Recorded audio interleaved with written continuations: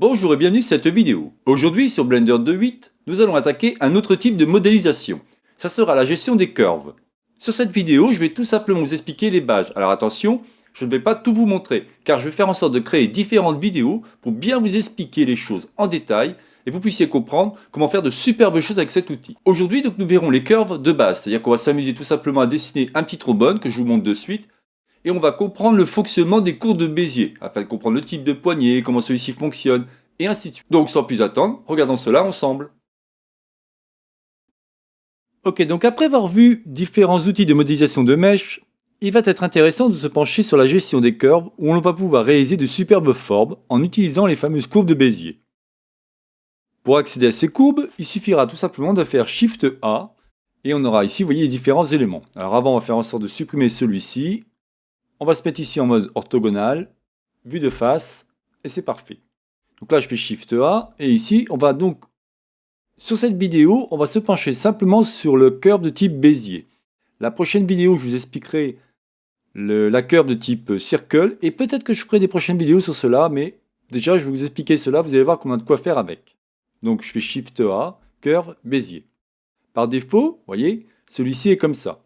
Au niveau de l'option, ici, vous allez pouvoir faire en sorte donc, de monter le radius, tout simplement la longueur de votre courbe de Bézier, ou ici, tout simplement, en mettant en View, histoire d'avoir ma courbe comme ça. Et ici, vous allez pouvoir jouer, si vous voulez, avec la location ou la rotation par rapport à ce que vous voulez faire. C'est-à-dire, si vous voulez d'un seul coup faire 180 degrés, 80 degrés, et ainsi de suite. Une fois cela fait, je me mets en mode édition. Là, je fais exprès de zoomer pour bien vous montrer ce qu'il en est. Ce qui va être super intéressant, en fin de compte, c'est ces fameuses poignées qui sont composées de manipulateurs. Et donc, ça, c'est le manipulateur, si vous voulez, et ça va être les poignées. Donc, si l'on regarde un petit peu comment ça fonctionne, on va cliquer par exemple sur le manipulateur, appuyer sur G, et on va pouvoir déplacer tout simplement notre courbe.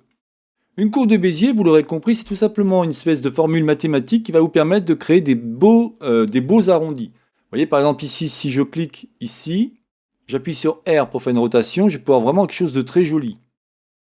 Ça va être vraiment ça l'intérêt des courbes de Bézier. On pourra faire vraiment quelque chose de très sympathique. Donc attention, comme évoqué, mon cours sur les curves sera divisé en plusieurs parties, afin de bien vous expliquer comment celui-ci fonctionne. Et à chaque fois, je m'amuserai à vous faire un exemple concret. Donc bien évidemment, par rapport à cet élément, on va faire en sorte ici d'avoir plein d'options intéressantes. C'est ici au niveau de l'onglet Shape. D'accord ?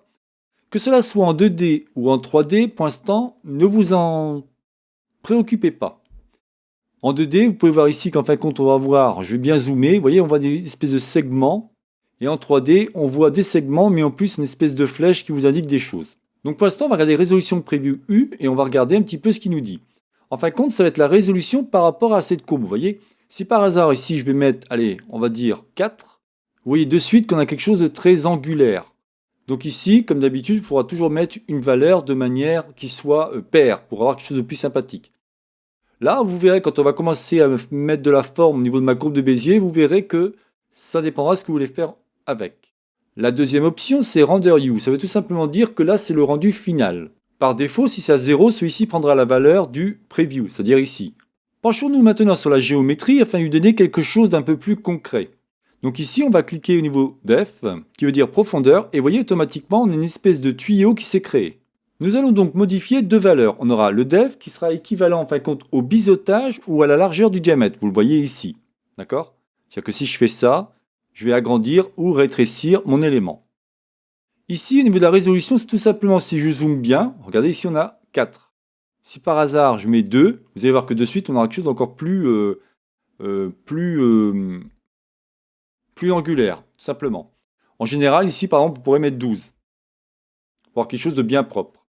Donc là, la résolution, elle va servir soit, si vous voulez, au nombre de segments par rapport au biseautage, soit tout simplement dans le cas du tuyau, d'avoir un arrondi plus intéressant. On a vu ça, on va pouvoir un petit peu comprendre comment celui-ci fonctionne. Donc là, je me remets en 1. Donc maintenant, ce que je vais faire, c'est vous montrer un peu la différence. On y reviendra, mais évidemment, il faut savoir que là, je vais essayer d'expliquer morceau par morceau pour que vous ayez vraiment une très bonne connaissance au niveau des curves. Donc je vais faire différentes petites vidéos pour bien que vous compreniez les choses. Donc ici, si je me mets en 3D, on va faire de suite, on va cliquer ici, on va faire un GY et on va le déplacer comme ça, d'accord? Donc vous l'aurez compris, en fin de compte, quand on est en 3D, on va pouvoir jouer sur les trois axes. Mais si je clique sur la 2D, que se passe-t-il? Regardez, on clique comme ça, automatiquement celui-ci se remet sur les axes X, Y. Pourquoi? Parce que, évidemment, 2D, l'axe Z n'existe plus. Voilà déjà à quoi va servir la 2D. Ce que je fais maintenant, c'est que je me mets en mode orthogonal. Vous l'avez compris, quand je clique ici, je vais pouvoir jouer avec mon différent élément. Alors là, il y a un peu petit mon tuyau, on va faire en sorte de le grossir. Voilà. Donc si j'appuie sur G, G pour grab, je vais pouvoir déplacer mon élément. D'accord? Pour l'instant, pas de problème. Si j'appuie sur R, je vais pouvoir créer une rotation. OK? Si j'appuie sur S, je vais pouvoir scaler, mais scaler, si vous voulez, par rapport à mes poignets. Vous voyez là? Ce qu'on peut faire, c'est appuyer sur E. E pour faire un extrude. Et automatiquement, on va pouvoir tout simplement commencer à déplacer notre élément. On va faire quelque chose comme ça. On va faire un G, on va le mettre par là. On va refaire encore un E. Et on va le mettre par là. Là, je fais une rotation pour que celui-ci aille par là. Et encore, par exemple, un E. Là, je fais une rotation. Voilà. Lui, ce qu'on va faire, on va cliquer ici et on va le déplacer un peu. Rotation. Parfait. Donc déjà, qu'est-ce qu'on a vu sur les curves? On a vu qu'on peut faire une rotation, on peut déplacer le manipulateur, mais aussi, on peut aussi déplacer, bien évidemment, les poignets en faisant un G. Vous voyez? Donc celui-ci va se comporter complètement différemment en fonction que vous allez toucher aux différentes poignées. Vous pouvez, si vous le souhaitez, fermer une courbe. Pour cela, il suffira de sélectionner le premier point, le deuxième point, et vous cliquez sur F. Automatiquement, ma courbe va être fermée. Si j'annule, il y a une autre commande qui s'appelle Alt-C. Alt-C va permettre tout simplement de fermer votre curve. J'annule. Une troisième solution. Vous allez ici dans Active Spline, donc l'onglet Active Spline, et vous cliquez sur Cyclic U. Et automatiquement, votre courbe va se fermer. Donc vous voyez, il y a différentes solutions. Regardons maintenant autre chose. Imaginons entre ces deux points, donc je prends le premier, je fais Shift et j'appuie sur le deuxième, je voudrais créer un troisième point. Dans ces cas-là, vous faites bouton droit de votre souris et vous cliquez sur Subdivide. Automatiquement, vous allez pouvoir insérer un troisième point. N'oubliez pas ici que le nombre de cuts, vous pouvez bien évidemment augmenter le nombre de cuts. Il faut que vous compreniez une chose. Une curve, en fin de compte, va vous permettre de pouvoir faire quelque chose de plus dynamique. C'est-à-dire que vous allez pouvoir faire par exemple une nuance pour ça pourrait être pour un sac, ça pourrait être après des tuyaux. Enfin, ce qui est vraiment génial, c'est que quand vous travaillez en curve, vous allez toujours pouvoir, regardez si je me mets en mode objet, j'appuie sur A, là on pourrait croire que c'est juste un mode, un mesh tout simplement de type cylindre que j'ai étiré, fait des extrudes et ainsi de suite. Mais l'intérêt des curves, c'est que si je me mets en mode édition, je vais de suite pouvoir jouer avec. Et là, si je fais une rotation, vous voyez, ça c'est vraiment intéressant, sachant que là, pour l'instant, si vous voulez, mon élément, il est assez fin. Mais si je clique dessus et que j'applique un modifieur de type Solidify, pardon, on peut déjà donner du volume à mon élément. Vous voyez? Ça, il n'y a aucun problème. On peut appliquer autant de modifieurs que l'on veut. Aucun souci à ce niveau-là. Aucun souci à ce niveau-là. Sachant que, bien évidemment, on peut encore les modifier. Donc, vous voyez, ça, c'est vraiment intéressant à la différence des mèches. Mais croyez-moi, il y a encore plein de choses qu'on n'a pas vues. Regardons maintenant autre chose. Je vais prendre cette poignée et je vais appuyer sur V. V qui va me donner, en fin de compte, un type de poignée. Alors, vous avez l'automatique. L'automatique, en fin de compte, celui-ci, vous voyez, il m'a aligné automatiquement ma courbe par rapport à mes poignets.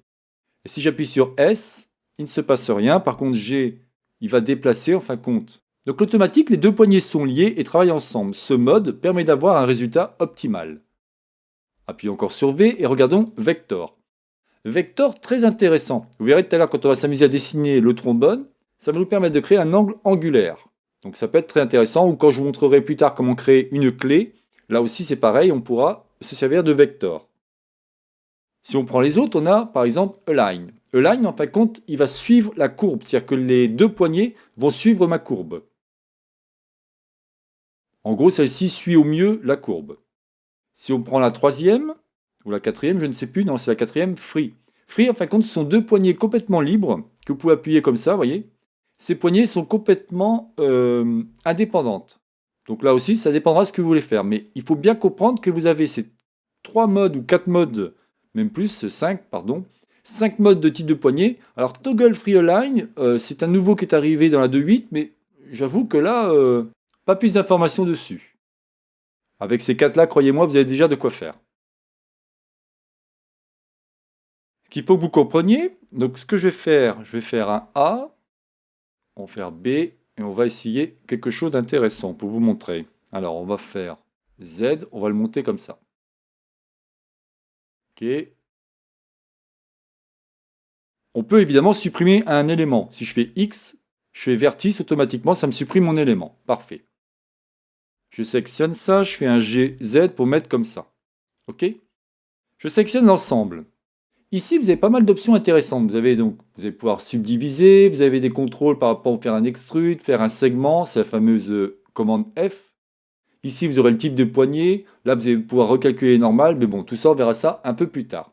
Ce qui est intéressant, c'est surtout au niveau du mirror. Mirror, ici, vous allez pouvoir ce qu'on appelle créer une interaction au niveau d'un mirroring. Je m'explique. Je vais faire, mettons, un Shift D.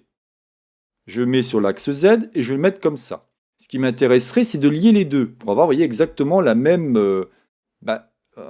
forme à droite comme à gauche. Là, je vais faire CTRL M et j'appuie sur Z. Automatiquement, mon mirroring va se faire. Attention, appuyez sur Entrée pour valider. Qu'est-ce que je veux faire maintenant? Je vais faire en sorte de l'approcher et on va le mettre approximativement pareil. D'accord? Ensuite, je vais prendre mes deux points ici. J'appuie sur F. Ne vous inquiétez pas, pour l'instant c'est moche, mais on va modifier ceci. Là aussi, j'appuie sur F. Ce qu'on peut faire maintenant, c'est dire, ok, là j'ai deux points, bon, il y en a un qui ne va pas m'être utile. J'appuie sur X et je supprime. Et vous voyez, automatiquement,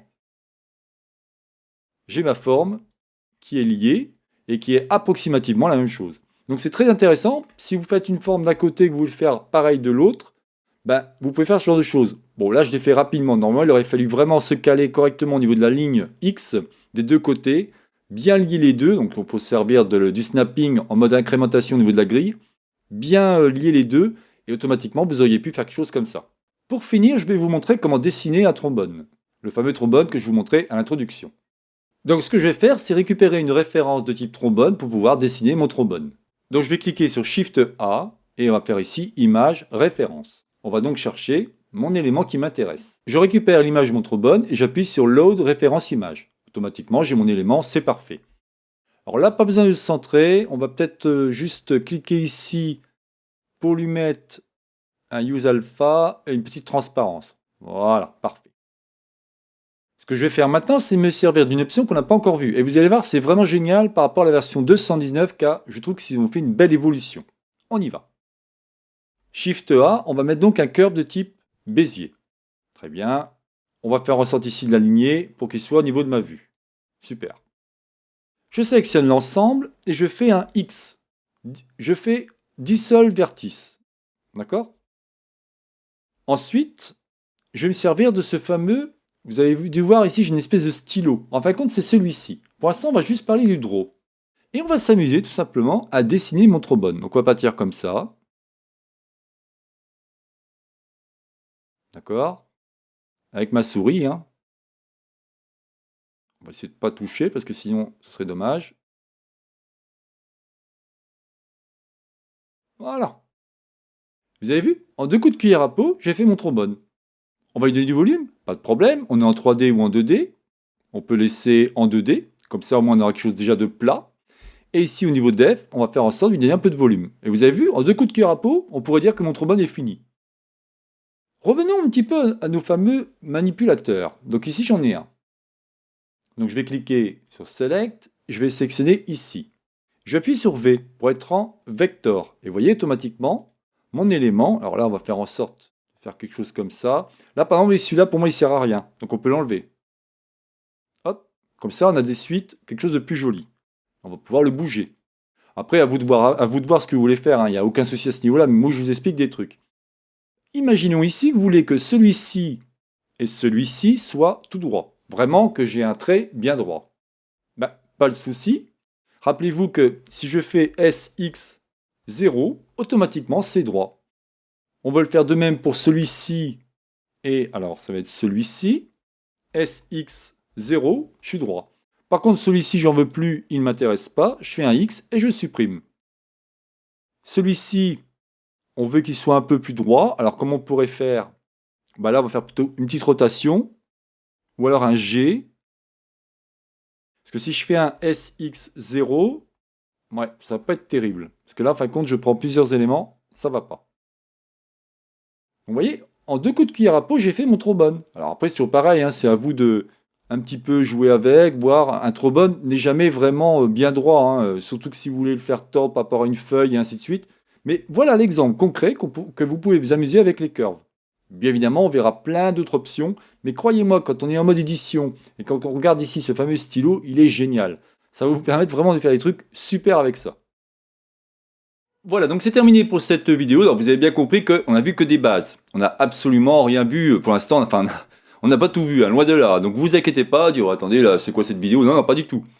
On va voir différents éléments. Prochaine vidéo, par exemple, je ferai une vidéo sur le taper object. Après, je ferai une vidéo sur l'object. Après, je vous ferai différents exercices pour vous montrer un peu ce qu'on peut faire. Je vous dis, je vais faire pas mal de petites séries de vidéos pour bien vous expliquer comment fonctionnent les curves, afin que vous ayez une bonne compréhension de ça. On mettra quelques modificateurs et ainsi de suite, pour bien voir qu'on peut faire des très belles choses avec. Je m'amuserai aussi à vous expliquer comment convertir les curves en mèches ou les mèches en curves. Et vous verrez que ça aussi, c'est très intéressant. Donc je vous dis, on n'en est qu'au début et il y a encore plein de choses à faire.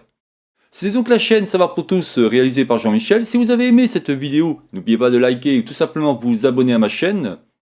N'hésitez pas à faire des commentaires, je me ferai un plaisir de vous répondre. Je vous souhaite donc une bonne journée et à la prochaine vidéo. Bye bye.